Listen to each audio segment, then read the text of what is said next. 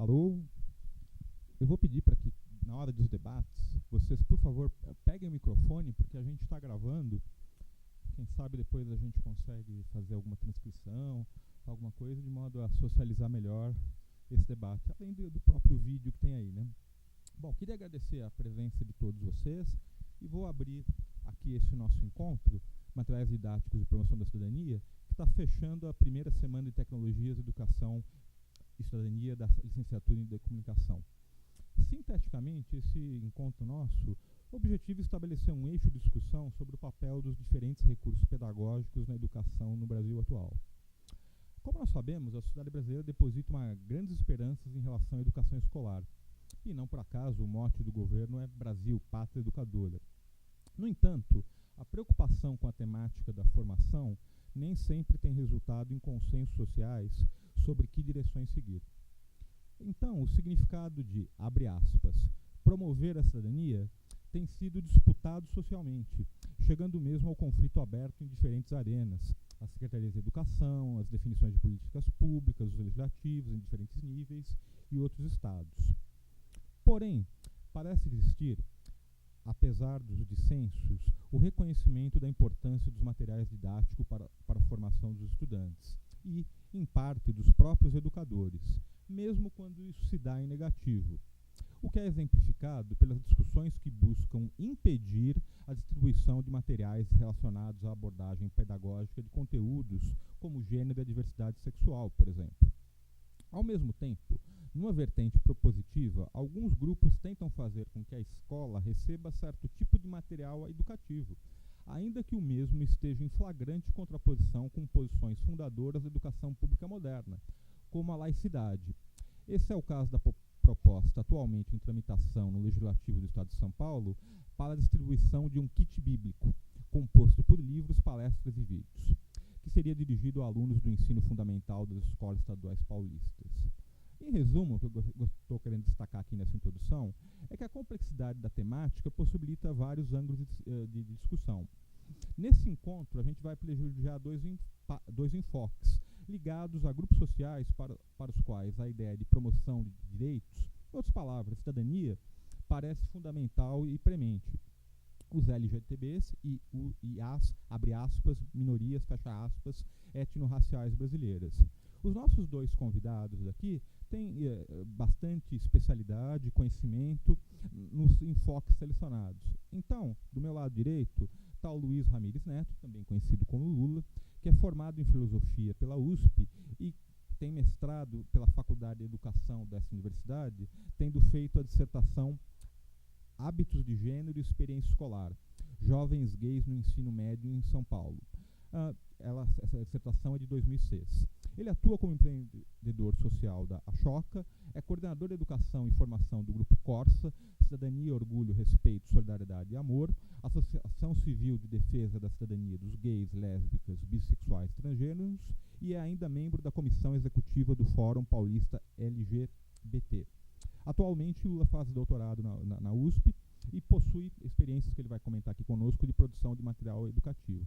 Já à minha esquerda aqui está o Rafael Silva, que é formado em História pela USP, é mestre também pela Faculdade de Educação dessa universidade, com a dissertação Educando pela Diferença para a Igualdade, Professores, Identidade Profissional e Formação Contínua, de 2010. O Rafael é um conhecido da casa, pois atuou em diferentes projetos do Núcleo de Comunicação e Educação da ECA USP, como Educom.rádio, Mídias em Educação. Desde 2003, ele exerce a função de coordenador do Núcleo de Educação Etnorracial da Coordenadoria Pedagógica da Secretaria Municipal de Educação de São Paulo. A SME tem desenvolvido um trabalho bastante elogiado com respeito a essa temática. E isso envolve, em parte, a questão dos materiais educativos, que ele vem aqui discutir conosco. A ideia inicial era ter para as duas exposições um comentarista para aquecer o debate, né? Infelizmente, um deles, que é o professor Ferdinando, acabou de nos dar um recado que ele está num evento e não vai poder participar. Então, assim, eu acabarei fazendo um pouquinho do esquenta da fala do Lula, pois o Ferdinando estaria ligado a isso. Por outro lado, felizmente veio, e eu agradeço muito, o professor Ricardo Alexino Ferreira, que vai fazer alguns comentários à fala do Rafael. Naturalmente, os alunos também vão debater com os nossos convidados. E, aliás, em relação aos alunos, eu agradeço muito a colaboração na organização do evento e o interesse que tem demonstrando na temática, né? Devo notar que não foi dada nenhuma orientação específica aos convidados sobre que enfoque as exposições deveriam seguir. O convite foi bastante aberto, sugerindo-se que, a partir das experiências e conhecimentos, os convidados procurassem trazer questões que ajudassem no entendimento do tema do encontro. Essa palavra, encontro, deve ser destacada em termos do seu potencial dialógico, pois há uma dimensão subjacente que podemos perceber nesse evento, a partir do contexto em que se dá essa discussão, essa licenciatura, que diz respeito ao potencial que a educomunicação pode ter em relação à produção e uso dos materiais educativos. Sobre o tema, diversas indagações podem ser imaginadas. O que seria um material educativo sob esse enfoque? Como produzi-lo e utilizá-lo? Já existem materiais que se podem entender como educomunicativos, conhecidos pelos expositores? É possível que muitas dessas questões não tenham uma resposta pronta e já esclarecida. No entanto, é precisamente em encontros como esse que nós podemos refletir coletivamente e, a partir daí, encontrar elementos para aprofundar a compreensão sobre o assunto. Em outras palavras, pensar na possível contribuição da educomunicação quanto à produção e uso de materiais didáticos que busquem promover a cidadania de diferentes grupos e de maneira geral. Bom, tendo feito essa introdução, agradeço a presença de todos e vamos, como eu já comentei com os convidados, na medida do possível, ficar em torno de exposições em torno de meia hora e o debatedor em torno de 10, 15 minutos, de modo que a gente tenha bastante tempo para a discussão entre nós. E há a ideia, se houver tempo, de tentar levar tanto o Rafa quanto o Lula para o nosso estúdio para uma pequena gravação de uma entrevista em vídeo. O Paulo e outros alunos vão articular isso. A gente acabou estabelecendo que o Rafa começa, então eu já vou passar a palavra para ele. Rafa. Muito obrigado.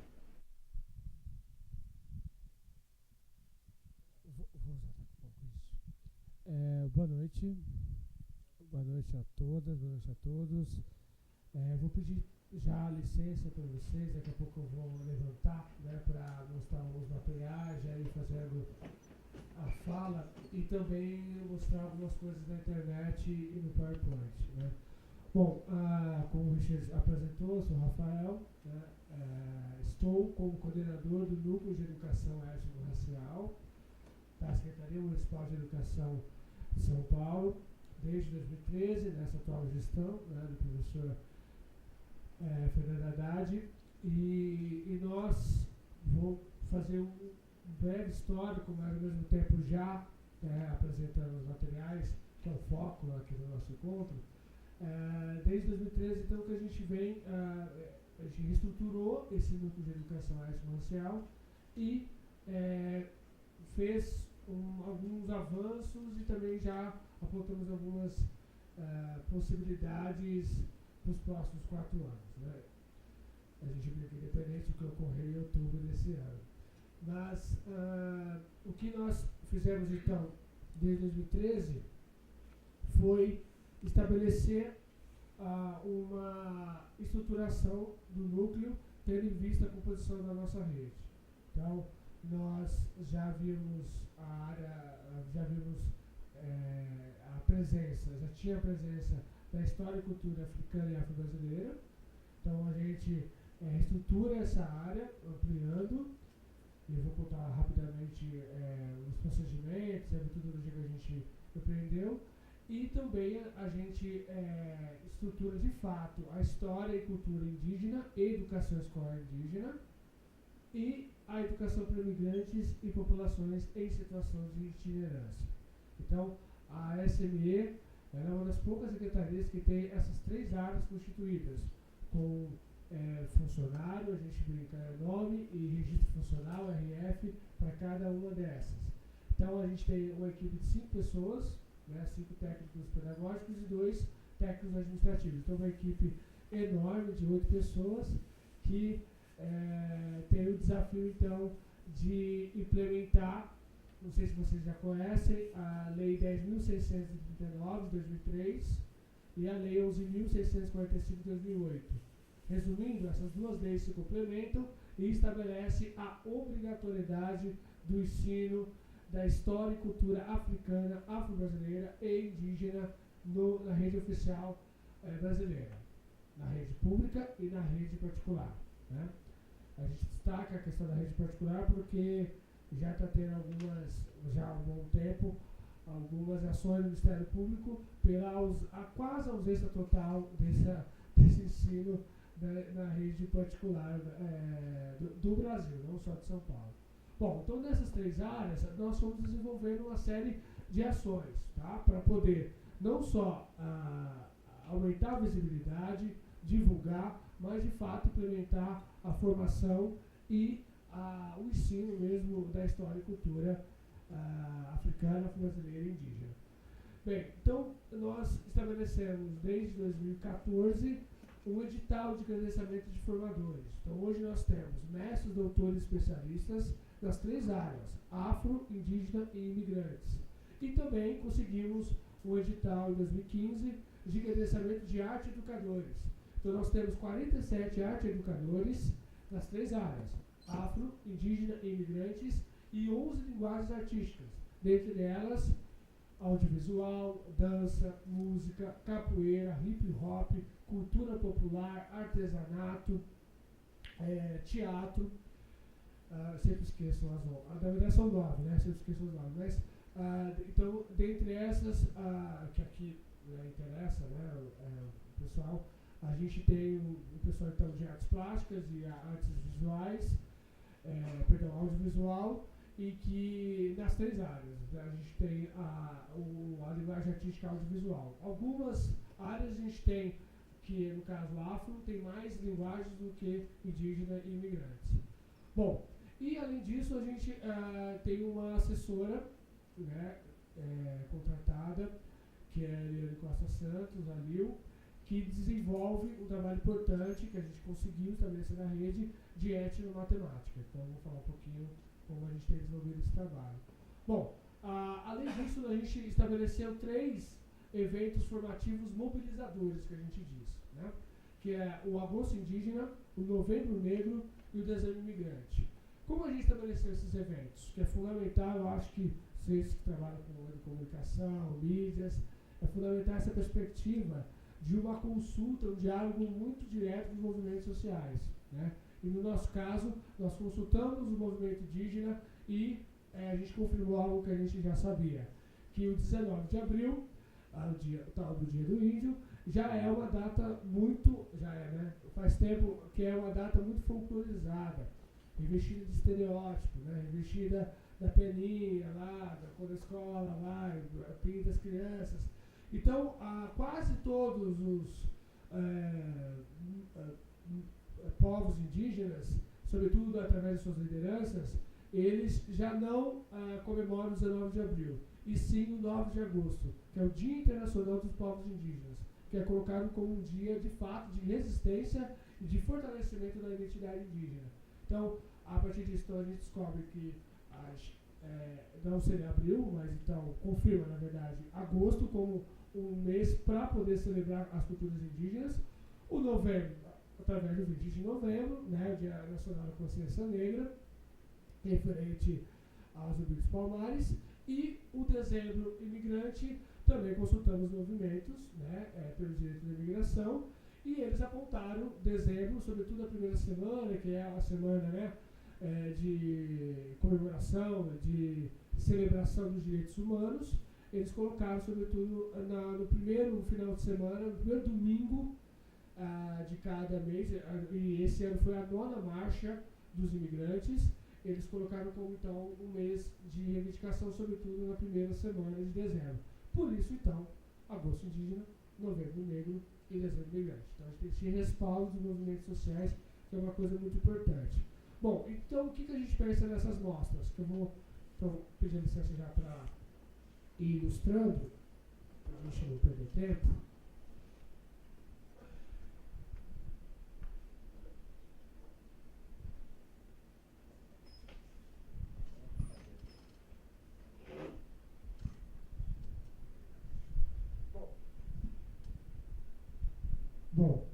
eu vou pedir licença então já para mostrar algumas coisas para vocês.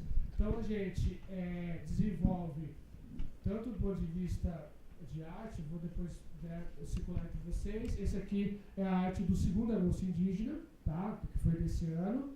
Nós realizamos então 2 anúncios indígenas, 3 novembros e 2 dezembro. Então foram no total 7 mostras culturais e vou falar um pouquinho. Lembrando que a gente segue o que é determinado pela Convenção 169 da OIT, Organização Internacional do Trabalho, em que diz que o poder público ou a iniciativa privada deve sempre consultar as populações indígenas sobre qualquer ação voltada para o povo indígena. Então, a gente tem uma comissão então, composta pelos indígenas da cidade.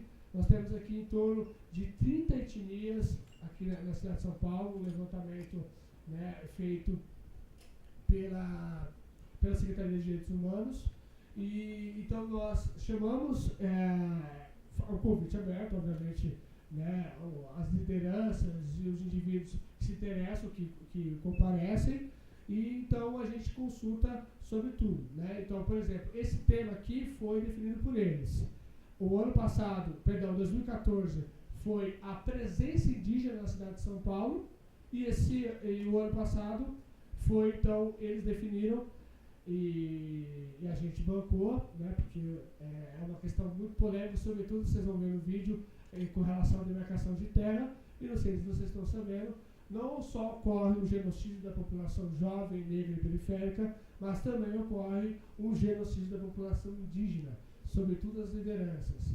A gente brinca que o corno está comendo, sobretudo no interior do Mato Grosso, do Pará, do Amazonas, e há realmente um silêncio da mídia. Né? Você só consegue ter informações através de blogs, né, de mídia alternativa, e a grande mídia ignora os assassinatos cruéis e muitas vezes a crueldade que se faz até com crianças, fazendeiros, capatazes e pelo Brasil afora. Tá? Sobretudo por quê? Porque os indígenas e os quilombolas, eles colocam um freio, né, em toda a sede dos fazendeiros latifundiários com relação à monocultura, né, à pecuária e o agronegócio.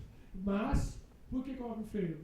Garantidos pela Constituição de 88, então não é benesse, não é nenhum tipo de concessão, né? É o direito dos indígenas à demarcação de terras, e a Constituição de 88 definia que em 5 anos, então já passou há muito tempo, né? Em 5 anos, todas as terras indígenas deveriam ser demarcadas. Então o Brasil tem uma dívida muito séria, não só por todo o genocídio que ocorreu, né, dos indígenas aqui no território brasileiro, como também dos indígenas na América Latina. Lembrando que o genocídio dos povos indígenas na América Latina, na América, né? Desculpa. Na América, é um dos maiores genocídios da humanidade, tá? Então, essa demarcação já deveria ter sido feita e não é, e tem grandes interesses do agronegócio atrás disso. Então, por isso que é um tema polêmico, porque aí você envolve com vários setores que têm interesse que isso não seja feito. Então, eles definiram a resistência indígena na cidade de São Paulo, direito à diferença. Na cidade de São Paulo, nós temos 5 aldeias, né? Uma no Jaraguá, não sei se vocês conhecem, e 4 na região sul, na região do Parelheiros, ali do Grajaú. Em 3 dessas aldeias, nós temos o CECIS, que é uma política pública criada no governo Marta, em 2004. O que são os CECIS? Centros de Educação e Cultura Indígena. Dentro do CECI tem o CII, Centro de Educação Infantil Indígena. Então, qual a função desses CECIs e CIIs?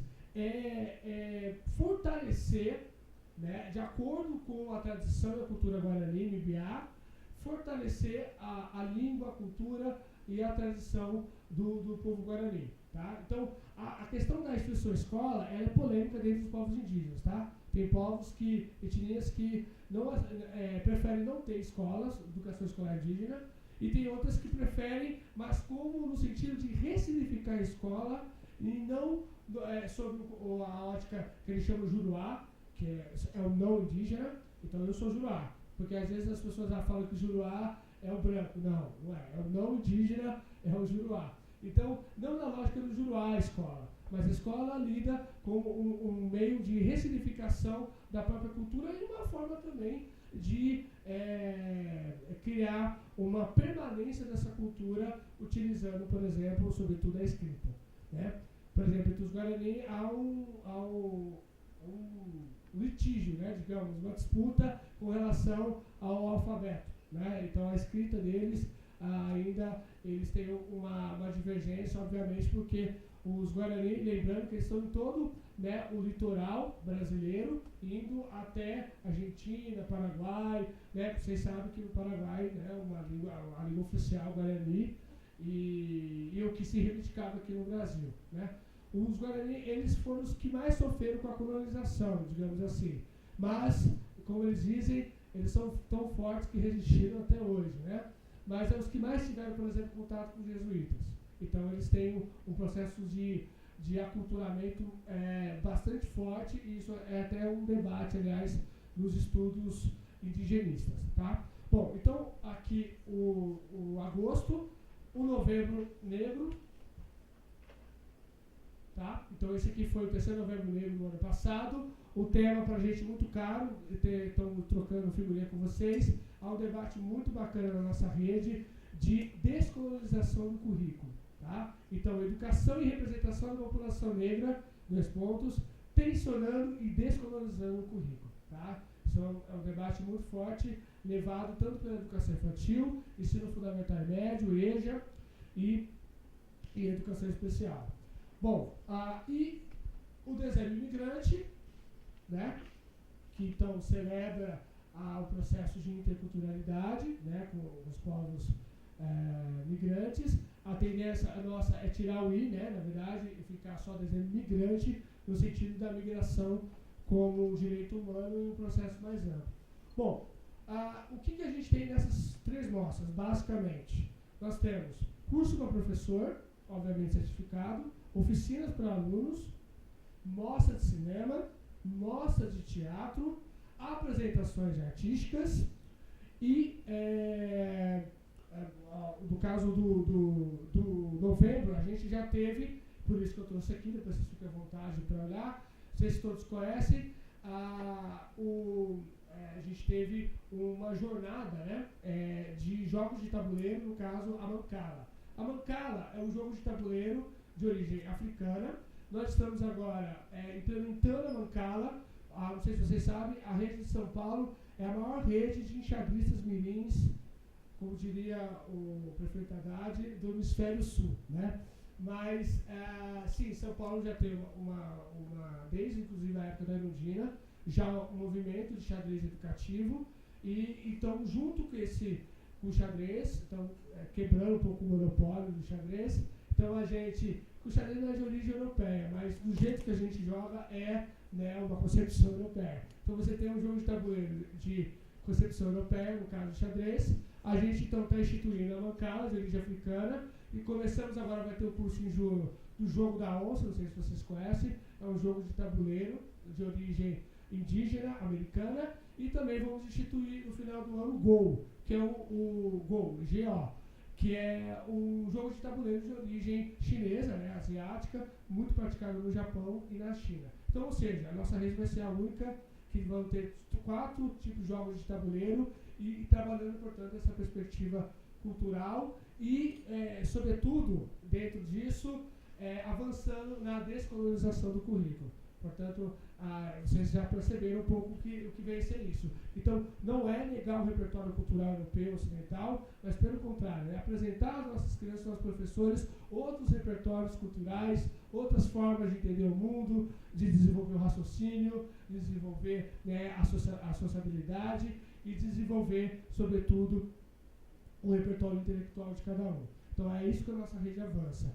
Eu não trouxe aqui, esqueci, dentro desse processo de descolonização, a gente, que é na linha dos estudos pós-críticos e também dos estudos reflexivos dentro da educação, nós criamos em 2014, não sei se vocês já ouviram falar, o Leituraço. O Leituraço, ele é um processo de leitura simultânea, a gente reúne 1 milhão de alunos, são 30 minutos de leitura, e no caso o tema foi literatura africana e afro-brasileira em 2014. Em 2015 a gente tem um fato muito feliz também, avançando nessa descolonização. A gente, além de ter um repertório africano e afro-brasileiro, a gente também tem o acervo, o corpus da literatura latino-americana, né, a questão da imigração, e a literatura indígena. Tá? Bom, o que veio ser o Litoraço? A gente faz uma compra de acervo, então é feita uma compra, e cada ano, ele tem uma indicação de um livro, de 2 ou 3 títulos. Então, as crianças fazem, né, essa leitura e, inclusive, se puder depois da fala, passar um outro vídeo também interessante, para mostrar um pouquinho dessa direção e como que o Leitoraço trabalha, né, e a repercussão dele. Depois a gente acha, depois da fala do Lula, tranquilo. Que é o vídeo do Gustavo. Né? Gustavo ficou conhecido, depois ele foi entrevistado pelo Abujan, né, uma das poucas crianças, e depois, no final do ano, ganhou o prêmio Cidadão Paulistano, que foi um ato bem ousado da prefeitura, né, que é um garoto de São Miguel Paulista, do Sabrina Curuçá, e depois vocês vão ver um pouquinho do Gustavo. Bom, a gente, temos de materiais,